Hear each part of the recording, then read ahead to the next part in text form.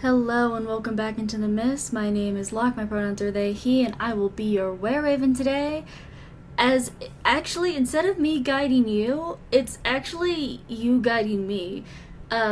Because I asked TikTok, I asked the masses to tell me what the Curse of Strahd fanfiction is, because I've never read fanfiction before, which I feel like is blasphemy to most people that I say that to.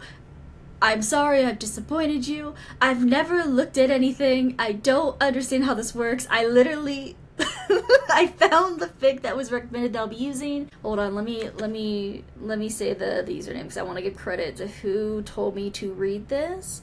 Felix on TikTok, you commented to read Eternity is a Cruel Thing by NinjaSniperKitty, which is what I will be reading today. That will be my first fanfic I've ever touched. When I pulled it up so that I can share my screen so we can read it together, right? And I didn't know what Archive of Our Own even looked like. I've heard that. I know what AO3 is, but like I didn't know that this is what the website looked like. And there's nothing wrong with it. That's not me like commenting negatively on it, but I just didn't know what to expect. I'm hoping that this is something that I won't have to fully like redact some things, because I don't want YouTube to get mad at me. I don't want the YouTube overlords to get mad at me. I think it's literally just about, from what I was told through the comment, it's about Strahd not knowing how to deal with Rahadin aging. So I don't know if we'll read the whole thing. Let's go ahead and read our first fanfiction as recommended by one of your own. And if you guys like this and you want me to react to other things, you can certainly send stuff my way and I will determine if it's something that I would like to do. Okay, so I know you're supposed to read tags. I feel like a fucking boomer right now, dude, because I don't know how fanfiction works and I feel so terrified about something that I don't know. Anyway, God, I've never been more unk. Let's go. Okay, so it's just a one-shot. It's fluff. Emotionally constipated old man. I fucking love that. Strahd grapples with immortality, blood drinking, depression naps, aging. Strahd is also very insecure. Okay. Okay, it doesn't say any warnings or anything, so let's go. Let's just go.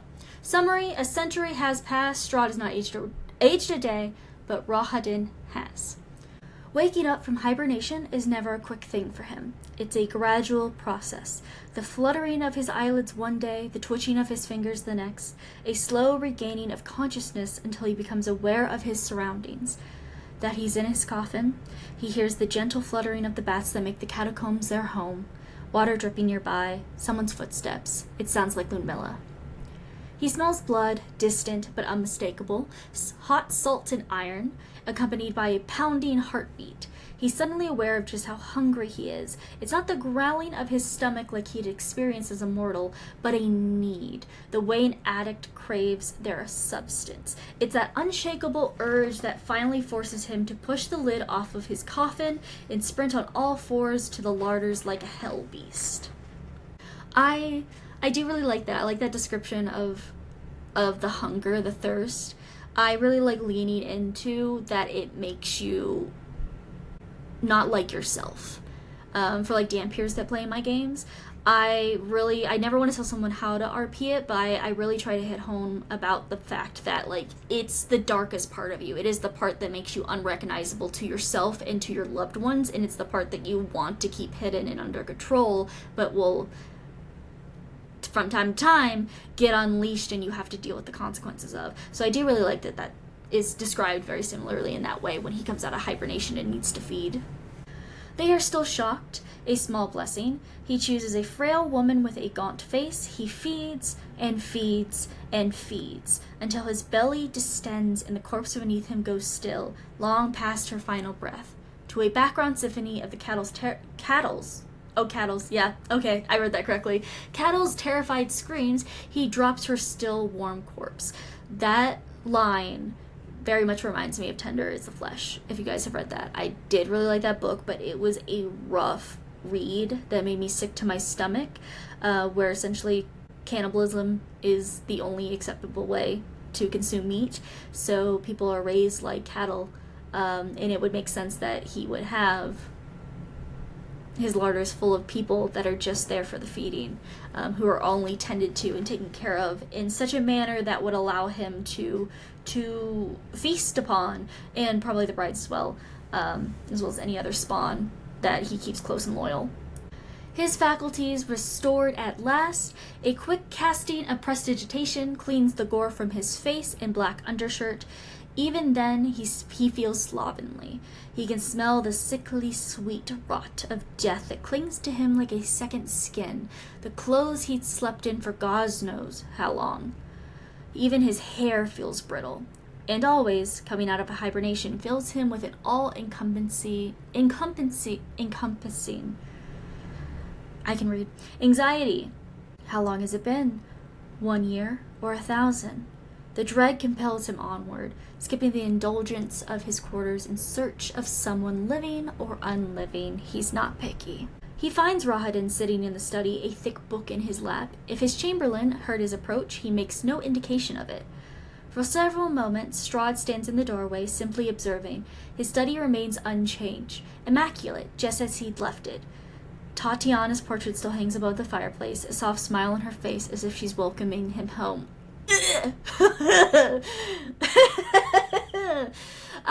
God, I hate this man's obsession with that woman. She deserves so much better. She deserves to be free. She deserves to not be tormented when the dark powers are cruel for making this a woman's problem. But of course, like, that would be the first thing that he would check, that everything is in perfect condition and that Tatiana's portrait is still there and taken care of. Okay, while his study has been untouched by time, he cannot say the same for his chamberlain. Highlighted by the glow of the fireplace, Strahd notes the gray that now threads his black hair. Time has dulled. Oh, I should do voices. I gotta be entertaining. I have to be entertaining right now. Okay. Is this all gonna be on one page? Oh, it's very short. Okay. Maybe we will read it all. I hope that my commentary is adding to it, because this is, I actually do like how this is written. This has been done very well by NinjaSniperKitty. You've done wonderful, whoever you are. Where the fuck was I? Oh yes, I can't do the typical vampire voice that people give him. Okay, so you're just gonna hear what I vaguely do in my games, because I am not a voice actor. Time has dulled your senses, it would seem. A hand shoots out, the scimitar on the table is in Rahadin's grip in an instant, blade pointed directly at him. Is that any way to greet your lord? Recognition dawns a heartbeat later, the tension melts, his expression warms into something rarely seen on Rahadin's face. Relief, reverence, joy, genuine, unguarded joy. Okay, yeah, that makes sense. I absolutely adore the idea of the misguided, the feckless devotion, the need to please that Rahadin represents, but also the, like, I doubt that this fic's gonna get into that, but like the horror of Rahadin's indoctrination, to where he's always on edge, he's always ready to go, like we see here, but he is so relieved and excited to see his sovereign, his leader, his lord. Oh, I don't think I've ever fully determined what I wanted Rahadin to sound like, so I think I just try to go deep, which is difficult for me in my squeaky voice. Strahd. Rahadin breathes. His voice is hoarse with age and something else Strahd can't place. Hello, my friend. Rahadin immediately drops to one knee and presses his hand to his chest. My lord, he swallows. I thought you were... Strahd, you're awake. I do agree that Rahadin gets very excited, and probably the most emotion that is ever shown on his face or in the way that he presents himself is probably with and to Strahd, especially if they're alone.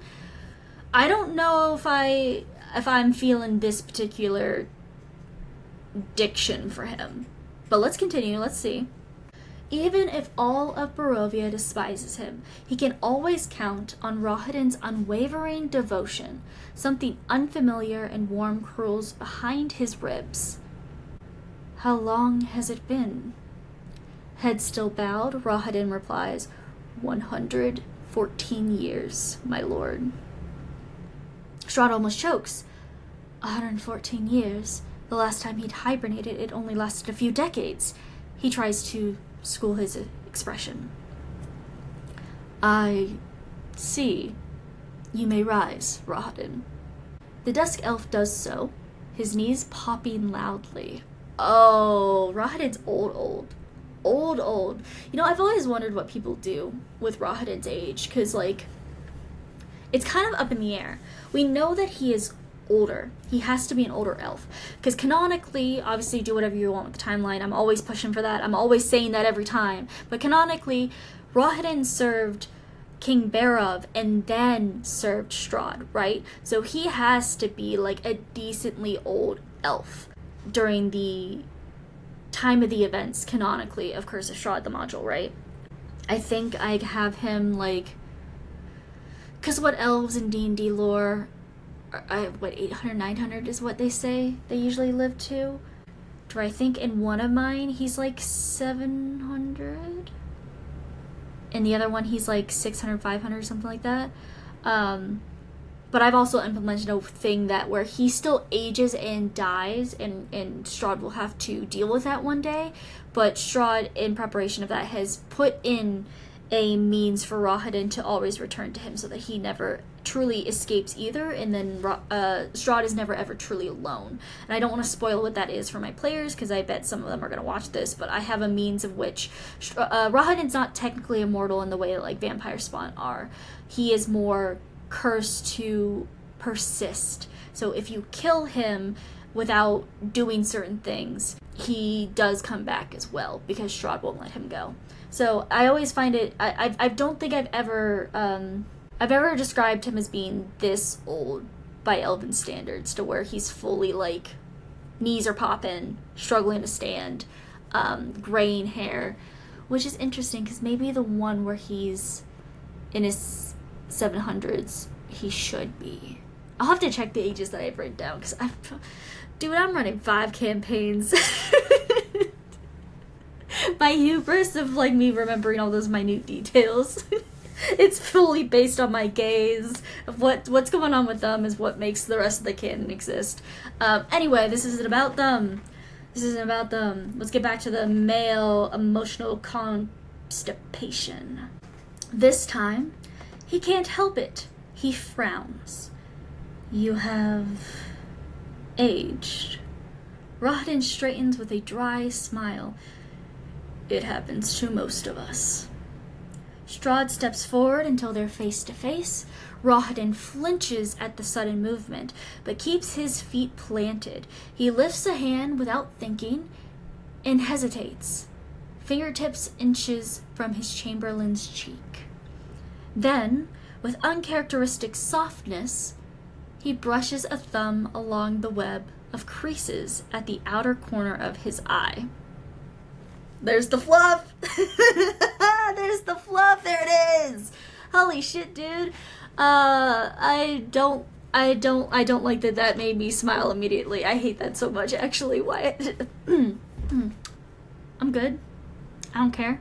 Didn't affect me at all. Rahadin closes his eyes at the touch. Some emotion he wouldn't dare try to name, twists in his gut. Throughout his studies as a mortal, he often read of ancient elven kingdoms, how Krellon had blessed his people with an unnaturally long lifespan, how the elves would dedicate centuries to their art, their monuments, because they had time on their side, how woefully short human lives were in comparison, and how envious he was of them. As a young man, he struggled to accept that his Dusk Elf general would outlive him tenfold. Rahadin had served his father, and he would probably go on to serve 6 more generations of von Zarevich children. They addressed it! Okay, hell yeah.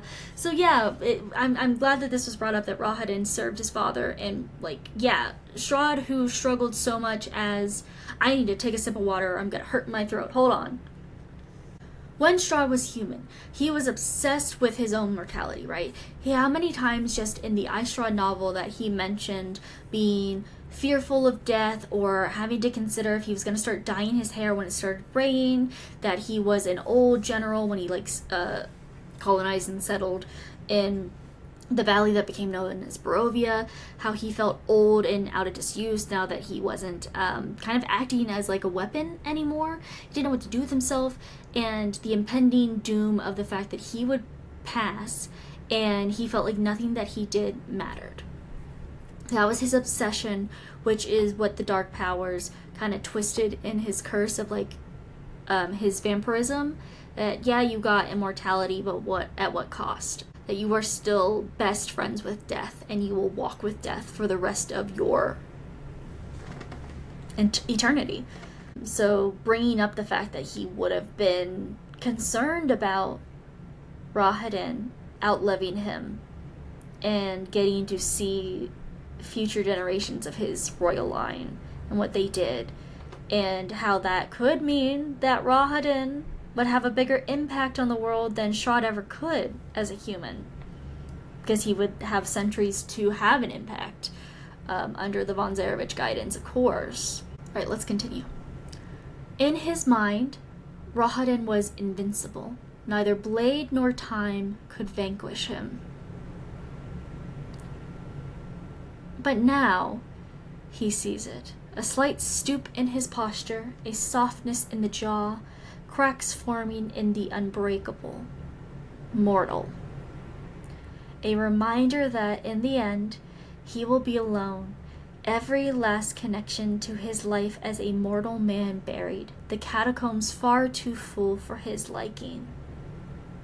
See, that's what I'm talking about. That's why I say, like, in the way that I run Curse of Strahd, Strahd is never going to let Rahadin go. He doesn't want to lose that connection, because that man has to manipulate, has to turn people into spawn, has to magically alter. He has to garner these loyalties so that he is never alone. Because at the end of the day, with the curse of vampirism that he is dealing with and the cycle that he's going through is constantly seeing death again and again and again, and that he projects a lot of that onto Tatiana's soul returning again and again and being taken from him through death instead of the actual story at the heart of it. Again, projecting your problems onto a woman, alright, Strahd, our incel king, but addressing the fact that, like, he wouldn't want to let go of that one person who proved to be the most loyal to him, even without needing to be magically or darkly or high, like with a higher power amount of manipulation. Like, obviously Rahadin has been indoctrinated, right? We can all agree on that. So there's a lot of manipulation, there's a lot of games and things that have happened to him that have made him so staunchly loyal to the von Zarevich line, and then to Strahd in particular. But since Strahd never had to do any of the extra things, like use his vampiric charm or try to turn Rahadin, and Rahadin is just still chosen to be at his side and look at him with such joy in his eyes, like is stated in this fic, that I think that's so important to address, but also, like, sorry, back to my point of why I changed it in mind of, like, he won't let Rahadin go, but he's done it in a way that has not taken away Rahadin's free will. Rahadin is still there because he wants to be, but when Rahadin dies, he will return to him. And maybe that was even something he worked with Rahadin on, so that it would be a respectful attachment forever of, you will always be my general, you will always be my chamberlain, you and me to the end of time. But still, that cycle of death comes that he has to deal with again and again and again.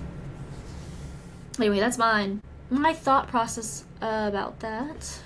He must have made a face, because Rahadin's brow furrows. My lord, is something wrong?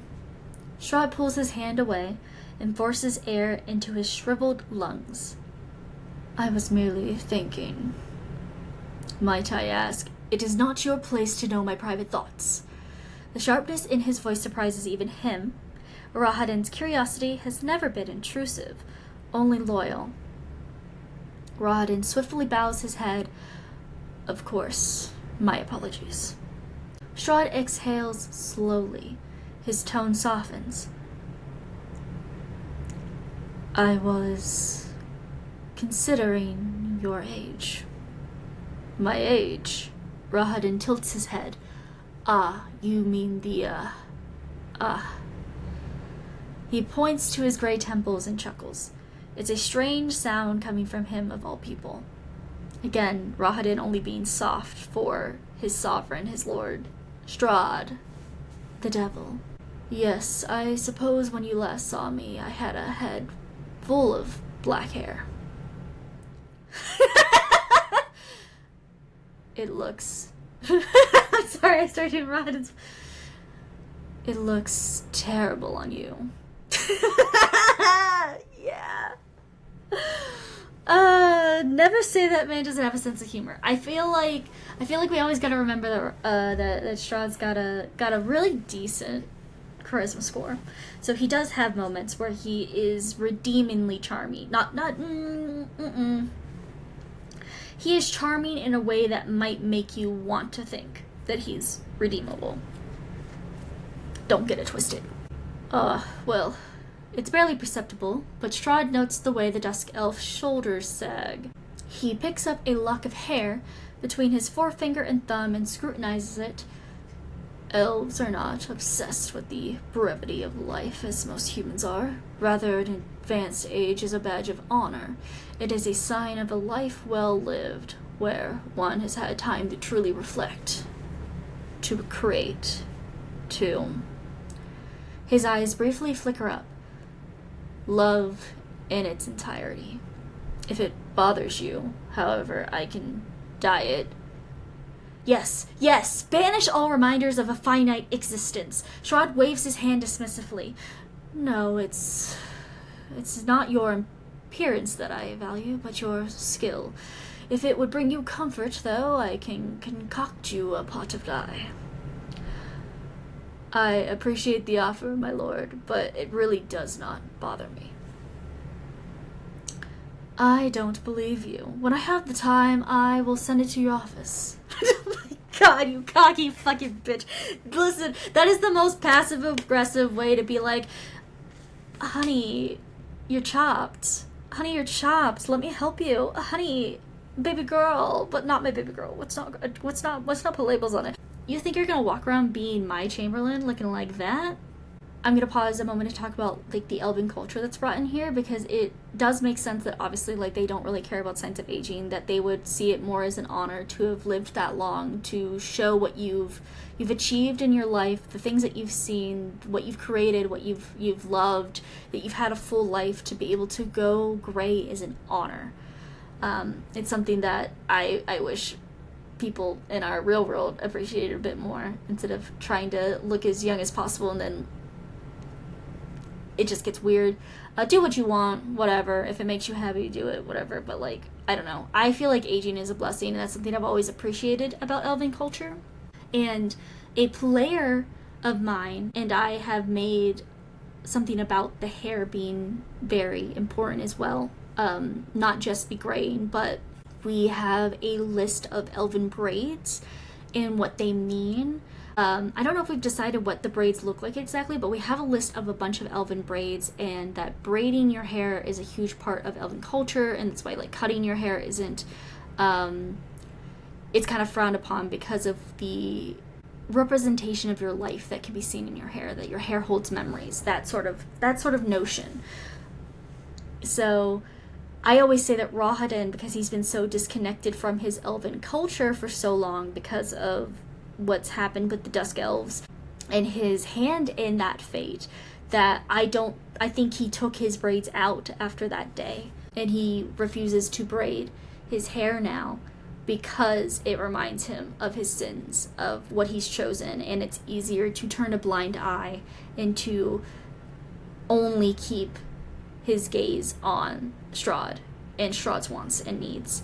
and how Strahd has, for the most part, also taken care of him in ways that his own people did not. So has completely erased that part of his identity as part of his indoctrination to the von Zarevich line.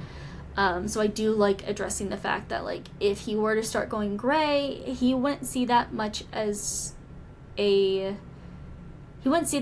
bad thing. It just shows that the life he's led and him accepting what he's been through and what he's done, what he's chosen. And then I feel like with mine, there is my version of Rahadin. There is an element of his loyalty to Strahd being so stalwart that he wouldn't want to look like he's aging as much as possible. Would probably rather be killed by a group of adventurers that had been lured into Barovia for Strahd's entertainment, because at least he would die and come back through the means that I've devised, and Strahd would never have to witness him get old. But I do find it really funny that Strahd's just like, I'm gonna get you the die and you're gonna do it. Rahadin opens his mouth as if to say something, but reconsiders. He bows his head. Yes, of course. Several moments of silence pass. Strahd finds himself not knowing what to say. There is so much to catch up on, so much that has undoubtedly happened in the span of a century. Rahadin looks equally conflicted, the muscles of his jaw tensing and relaxing. Here's the constipation! Finally, you look well, my lord, as though not a day has passed. Strahd lets out a sharp ha! Oh, I would hope so.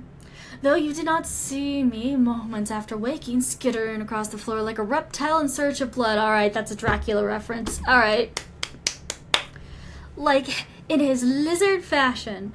If I didn't pick up on that, Natalie would scream at me. Not that she's going to watch this, but I didn't.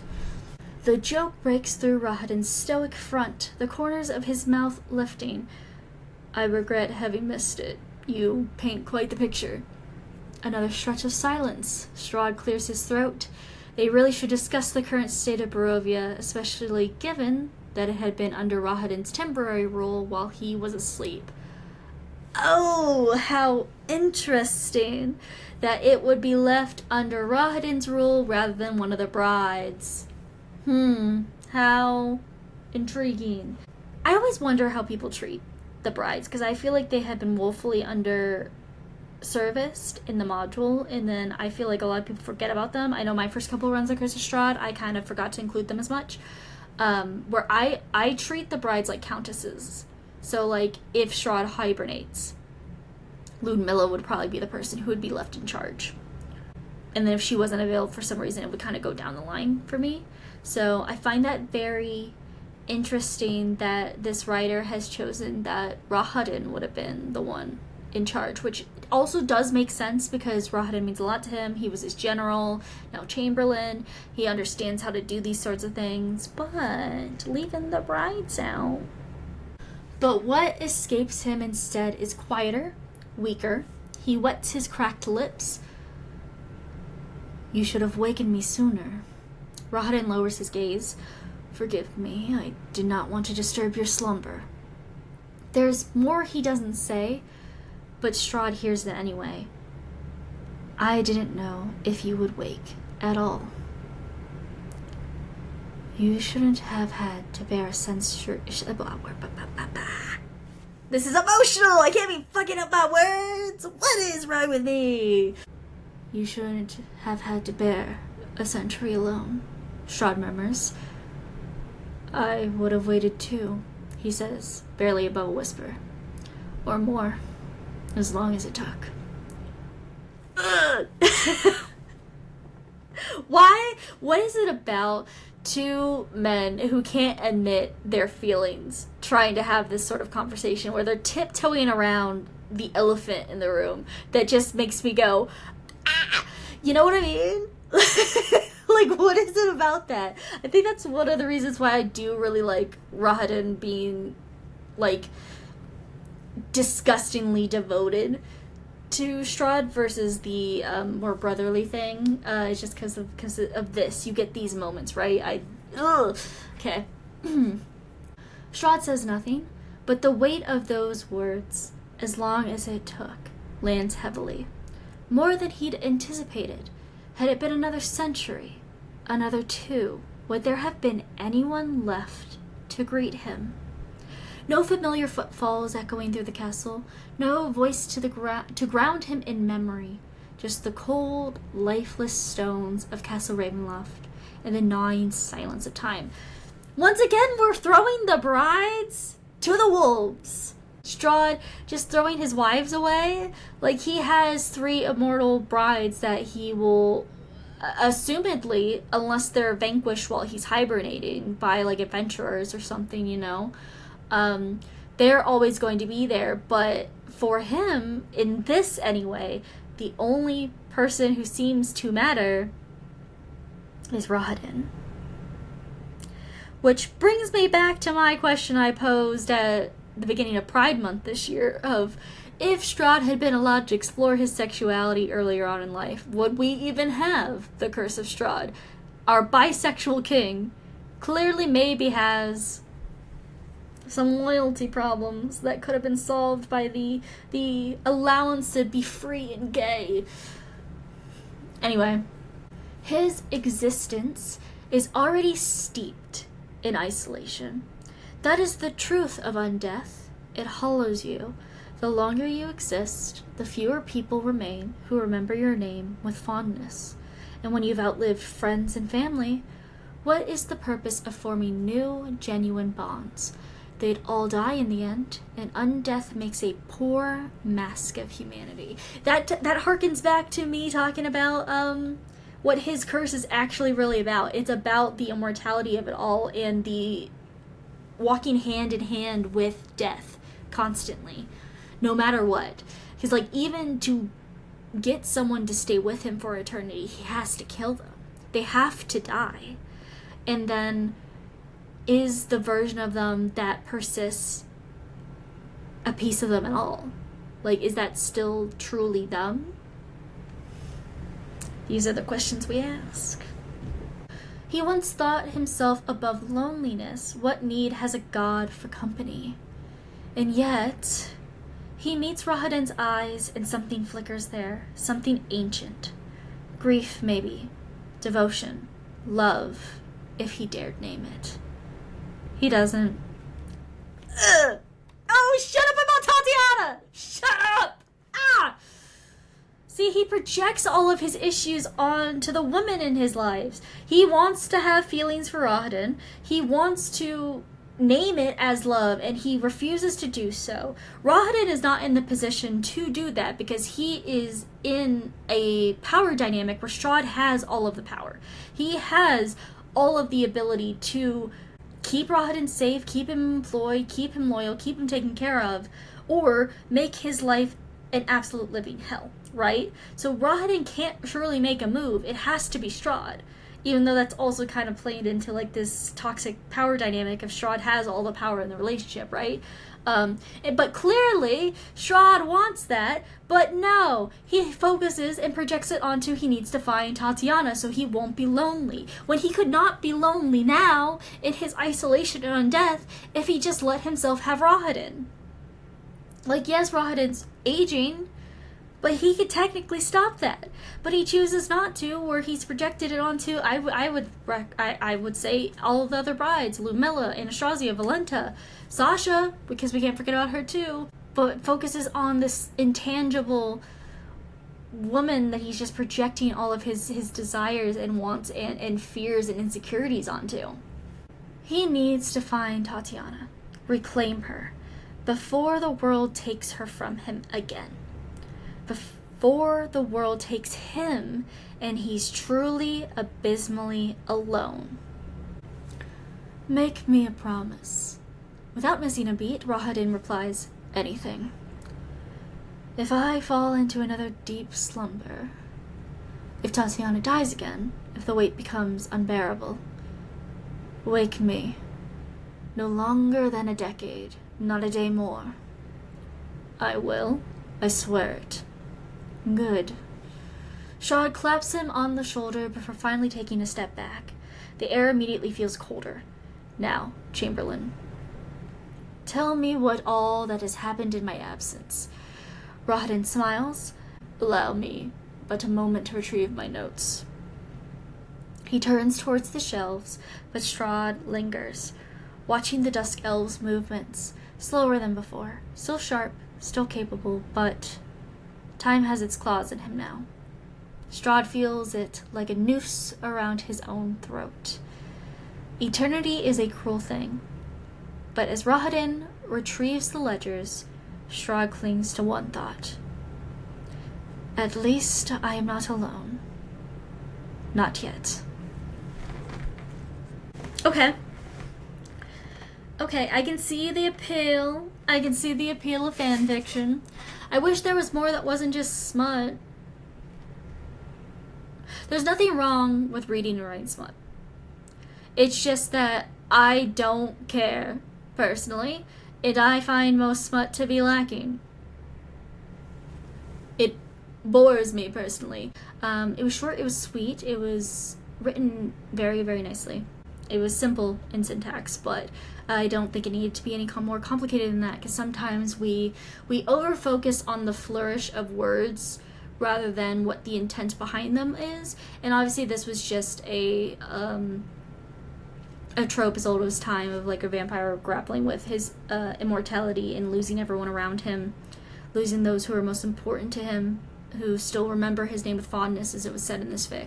And I think over-flourishing it could have lost some of the meaning that was trying to be achieved here, so I did appreciate that. It was a fun read. I don't think I'm sold on reading fanfic, but I think that was probably the best one I could have reacted to first. Yeah, I don't know. I feel like I've stepped into a realm. I've tiptoed into the kitty side of the pool, and I'm afraid to dive in deeper. I don't feel like I have anything else to say. I thought that was enjoyable, and I'm glad that I got that recommendation. So, thank you, TikTok commenter Felix, for recommending that. That was exactly what I needed to dip my toes into the kiddie pool and then promptly get back out and maybe never get back in again. I appreciate that this is something that fans and spaces do. I really do. I think that there's something really interesting and fun about loving an IP so much that you want to create your own stories in it and share it with the world. I think the reason why I've never gotten into it, because, well, one, I don't think I said this at the top. I knew what AO3 was, like, I think I started learning what it was, like, 2-3 years ago, something like that. Never looked into it, because, like, I don't know. I'd rather either consume the stuff and have my thoughts about it, or, like, write my own shit. Not necessarily, like, fanfic style, but, like, I would just rather write my own stories. So I think that's really why I've never really looked into it before. But that was fun. I'm willing to do little forays into the fanfic side of the world. I just don't think there's also a lot of fandom spaces that I care about enough to want to read the fanfiction about. Where Curse of Strahd's kind of like my domain. It's within my miss as a wereraven, and I'll fly in and out as the timing seems right. But probably always with someone else's guidance. I'm not tiptoeing places I don't want to go. So if you have recommendations for anything else you'd want me to react to, maybe I'll do another installment of this in the future. So yeah, this was fun. Shout out to NinjaSniperKitty. There were comments in my TikTok section that I was saying that a lot of their other stuff is really, really good. So if you do like fanfiction and you haven't checked out their stuff, absolutely do so. I hope that if the writer saw this, that they know that any hole poking and jabs I did was all even fun. I thought that was absolutely wonderful, and I appreciate the fact that you wrote that and put that out into the world for the community to consume. So I hope you keep doing what you're doing and that you enjoy writing as much as it seems like you probably do. I guess I'm gonna follow you guys out of the mist this time. Usually I try to keep you all with me so that I like you don't wander off, but actually you guided me, so I'm gonna follow you out so that I don't get stuck in fanfiction world and then get extremely freaked out and scared, or I fall in love with it and I'm never seen again, and all of my responsibilities get put on the back burner, and we all suffer for it. So I'm gonna follow you out. I'm gonna make sure that I don't get lost in the sauce. And thank you all for watching. If you liked this video, please hit that like button. It lets me know that this was something that you enjoyed. If you haven't already, you should hit the subscribe button, because I do a lot of tabletop RPG, mostly Ravenloft, but I'm trying to expand my horizons in multiple ways this year, as well as I do gaming content. We should have just wrapped up Secret of the Mimic by the time that you're seeing this, so if you want to watch my full playthrough, that is available now. And I haven't decided what we're playing next, so I'm willing to take recommendations for what you would like to see me play next for our Friday video uploads. But thank you all for watching.